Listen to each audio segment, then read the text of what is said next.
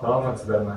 Қайырлы күн. Сіздермен бүгін Асанов Қадыров Бауыржанұлы, Нұрмұхамбет Қосынов атындағы өндірістік оқыту шеберімін. Бүгінгі сіздермен бірге өтетін тақырыбымыз өлшеуші құралдар, яғни электр өлшеуші құралдардың негізгі түрлерін атаймыз. Электр өлшеуші құралдардың негізгі түрлеріне жалпы ваттметр, омметр, амперметр, мультиметр, мегаметр, фазометр сияқты және де одан да басқа тағы басқалары жатады.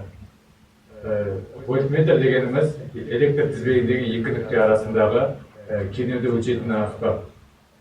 Келесі амперметр бізде электр тізбегіндегі ток күшін өлшейді, яғни оның ағымдағы мәнін өлшейді.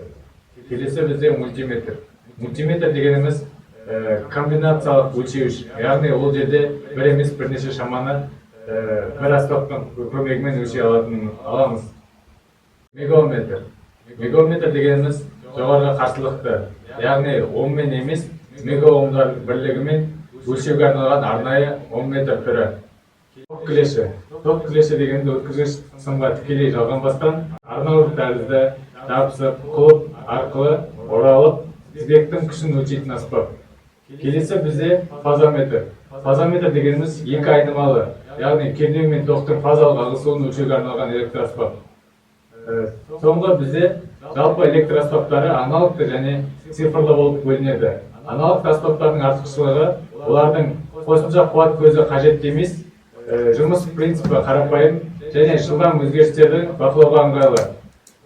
Келесі бізде цифрлық аспаптар. Цифрлық аспаптардың артықшылығы олардың жоғарғы дәлдігі және оқуға ыңғайлылығы, көп функционалды, жұмыс қауіпсіздігі тәрізді артықшылықтары бар. Яғни қорытындылай кететін болсақ, электромонтаж жұмыстарын жүргізгенде қауіпсіздік бізде бірінші орында болғандықтан, нақты жұмыс түріне сәйкес аспапты таңдау маманның кәсіби шеберлігінің бір бөлігі болып табылады. Жаңашыл цифрлы құрылғылар мен дәстүрлі аналогты құрылғыларды үйлестіре қолдану арқылы электр желілерінің тиімділігін арттыруға болады. Бүгінгі сабағымыз осымен аяқталды. Қош сау болыңыздар.